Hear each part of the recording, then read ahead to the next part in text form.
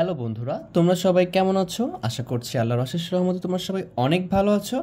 মাঝখানে কিছুদিন ব্রেক দেওয়ার পরে তোমাদের জন্য পঞ্চম শ্রেণীর আরও একটি নতুন ক্লাস নিয়ে হাজির হয়েছি। আজকে আমরা তোমাদের পঞ্চম শ্রেণীর অধ্যায় 6-এর ভগ্নাংশ নিয়ে আলোচনা করব। তো অধ্যায় 6-এর ভগ্নাংশ বুঝতে হলে এই ক্লাসটা তোমাদেরকে বুঝতে হবে। এই ক্লাসে আমরা ইন ডিটেলস পুরো অধ্যায়ে যে আলোচনা করা হবে তার সারসংক্ষেপ এবং বেসিক বিষয় নিয়ে আলোচনা করব। খুবই গুরুত্বপূর্ণ হতে চলেছে ক্লাসটা, অবশ্যই শেষ পর্যন্ত দেখো। ভগ্নাংশের এই ক্লাসটা বুঝতে পারলে তোমাদের গোটা পুরো অধ্যায়টাই একবার ইজি লাগবে এবং ভালো করে বুঝতে পারবা ইনশাল্লাহ। তাহলে চলো প্রথমে শুরু করি। আমরা ভগ্নাংশ বিষয়টা কি এইটা আগে ভালো করে বুঝি। সহজে যদি বলতে চাই ভগ্নাংশ কাকে বলে, তাহলে আমরা বলতে পারি ভাগের অংশকেই ভগ্নাংশ বলে।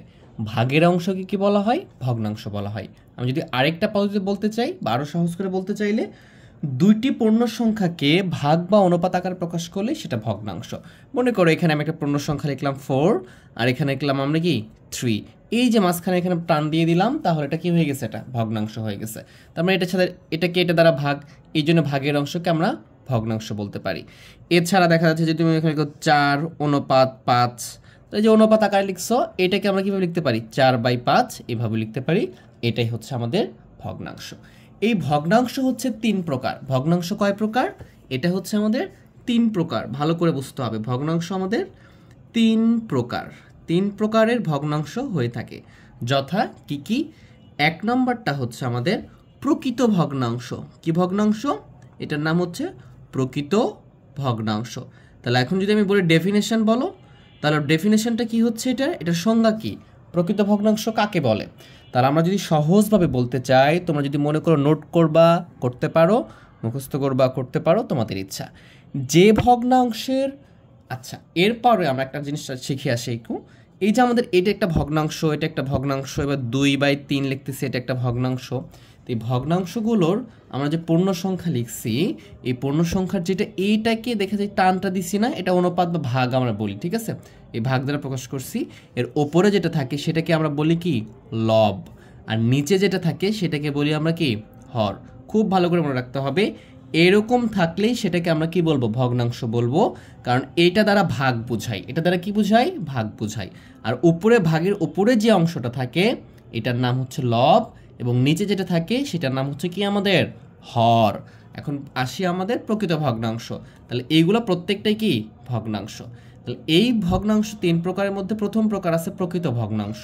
তো প্রকৃত ভগ্নাংশ কাকে বলা হয়? যে ভগ্নাংশের লব ছোট হর বড় তাকে প্রকৃত ভগ্নাংশ বলে। আবার বলতেছি, তোমরা নোট করতে পারো। যে ভগ্নাংশের লব বড়, লব ছোট হর বড়, লব ছোট হর বড় তাকে বলা হয় প্রকৃত ভগ্নাংশ। যেমন এখানে লিখলাম আমি 1/2। এই যে উপরে লিখছি 1, একটা কি? ছোট, এটা হচ্ছে আমাদের লব। আর নিচে লিখছি 2, এটা হচ্ছে হর, এটা হচ্ছে কি? বড়। তাহলে লব ছোট হর বড় হলে সেটাকে আমরা কি বলবো? প্রকৃত ভগ্নাংশ বলবো। এরকম অনেক উদাহরণ হতে পারে। যেমন মনে করো এটা লিখছি 3/7, দুটা পূর্ণ সংখ্যা আমরা অনুপাত বা ভাগ আকারে প্রকাশ করছি, তাহলে এটা একটা ভগ্নাংশ। এবং এই ভগ্নাংশে দেখতেছি উপরে ছোট, উপরেরটাকে কি বলি আমরা? এই যে লিখছি আমরা লব বলি, নিচেরটাকে আমরা হর বলি। তাহলে লব ছোট হর বড় সেটাই হচ্ছে প্রকৃত ভগ্নাংশ। লব ছোট হর বড়, এরকম অনেক উদাহরণ দিতে পারো তোমরা। এখানে 2/5 লিখেছি, তার মানে কি? লব ছোট হর বড় প্রকৃত ভগ্নাংশ। তাহলে এরকম যত উদাহরণ হবে প্রত্যেকটাই প্রকৃত ভগ্নাংশ। আশা করি বিষয়টা বুঝাইতে পারছি তোমাদেরকে। এখন আমরা যে বিষয়টা দেখব সেটা হচ্ছে 2 নম্বর। যেটা 2 নম্বরে থাকে আমাদের হচ্ছে অপ্রকৃত ভগ্নাংশ। থাকে অপ্রকৃত ভগ্নাংশ। এটা ছিল আমাদের কি? প্রকৃত ভগ্নাংশ। আর এইবারে আমরা বুঝবো অপ্রকৃত ভগ্নাংশ। তাহলে জাস্ট এটা ছিল প্রকৃত, এটা হয়ে গেছে অপ্রকৃত। এটাকে উল্টিয়ে দাও। যে ভগ্নাংশের এখানে কি বলেছিলাম? লব ছোট হর বড়, সেটা প্রকৃত ভগ্নাংশ।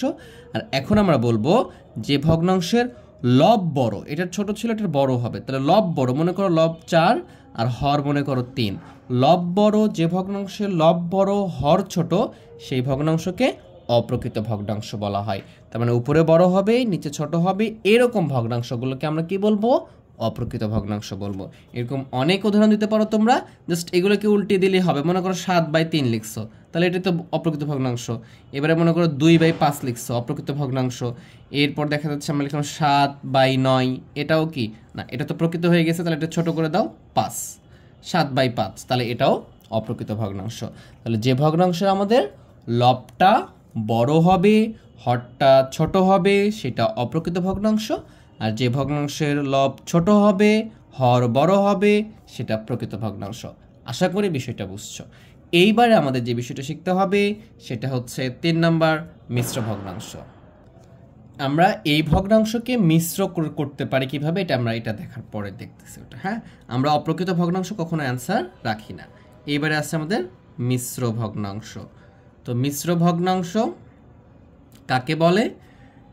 আচ্ছা, মিশ্র ভগ্নাংশ হচ্ছে যে ভগ্নাংশগুলিতে পূর্ণ সংখ্যা এবং প্রকৃত ভগ্নাংশ একসাথে লেখা হয় সেটাকে মিশ্র ভগ্নাংশ বলে। কিভাবে?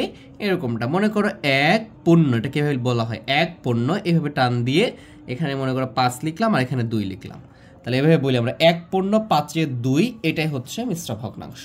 বুঝতে পারছো? এইরকম থাকবে, এটা স্ট্রাকচারটা হবে এরকম, গঠনটা হবে এইরকম। এরপরে মনে করো এখানে লিখলাম 2 পূর্ণ 3-এর 7 অংশ, 7-এর 3 অংশ, তাহলে এটা মিশ্র ভগ্নাংশ। তাহলে দেখো এই যে 2 এখানে লিখছি 1, এটা কি একটা পূর্ণ সংখ্যা, এবং 3/7 এতটুকু যদি বুঝাই, তাহলে যেহেতু লব ছোট হর বড়, তাহলে এটা প্রকৃত ভগ্নাংশ। 2/5 লব ছোট হর বড়, এটা প্রকৃত ভগ্নাংশ। তাহলে যে ভগ্নাংশে একটা পূর্ণ সংখ্যা থাকে ও প্রকৃত ভগ্নাংশ একসাথে থাকে সেটাকে আমরা বলি মিশ্র ভগ্নাংশ। আশা করি বিষয়টা বুঝতে পারছো। তাহলে আমাদের প্রকৃত বুঝলাম, অপ্রকৃত বুঝলাম, মিশ্র বুঝলাম। এখন এই যে দুটো আমরা শিখলাম, এই যে দুটো আমরা বুঝলাম, অপ্রকৃত আর মিশ্র, এই দুটোর মধ্যে একটা রিলেশন আছে, এই দুটোর মধ্যে কি একটা আছে, সম্পর্ক আছে। আমরা এই অপ্রকৃত ভগ্নাংশকে মিশ্র ভগ্নাংশ করতে পারি, আবার মিশ্র ভগ্নাংশকে অপ্রকৃত করতে পারি। এই দুটা কনভার্টটা আমাদেরকে শিখতে হবে, যে অপ্রকৃত থেকে কিভাবে মিশ্র বানাবো, কিভাবে মিশ্র থেকে অপ্রকৃত করব। চলো আমরা বিষয়টা শিখে ফেলি। তাহলে এইখানে দেখো আমি যে অপ্রকৃত লিখছি না, 4/3, যদি কোনো অঙ্কে এটা আসে তোমরা এভাবে রাখবা না, এটাকে কি করবা একটু ভালো করে খেয়াল করো। এইটাকে তোমরা এভাবে লিখবা 4/3 বলতে কি বোঝায়? এই 4কে 3 দ্বারা ভাগ, 4কে 3 দ্বারা ভাগ করবা। আমরা অপ্রকৃত ছিল এটাকে মিশ্র বানাচ্ছি। কিভাবে মিশ্র বানাবা দেখো, এই 4কে এই পুরো যেটা থাকে সেটাকে নিচেরটা দ্বারা ভাগ করতে হয়, মানে এটা হবে ভাজ্য, নিচেরটা হবে ভাজক। তাহলে ভাগ করো 3 দ্বারা, 3 দ্বারা ভাগ করলে কি হবে, 3-কে 3, তাহলে এটা 3 বার যাচ্ছে, নিচে থাকবে কত, 1, ভাগশেষ থাকলো কত, 1। এইটা এখন খেয়াল করো, এই যে আমাদের ভাগফল 1 আসছে, সেইখানে এভাবে টান দিবা, ঠিক আছে? এভাবে টান দিয়ে এই ভাগশেষটা উপরে লিখবা, এবং এই যে আমাদের যে ভাজকটা ছিল এটা নিচে চলে আসবে। দ্যাটস মিন আমি যেটা বুঝতে চাচ্ছি সেটা হচ্ছে, আমরা যে এখানে 4/3 করেছি, এই 4/3-এর এটা হচ্ছে অপ্রকৃত, এটার মিশ্র রূপ হচ্ছে এইটা, 1 পূর্ণ 3-এর 1 অংশ, এটা হচ্ছে মিশ্র।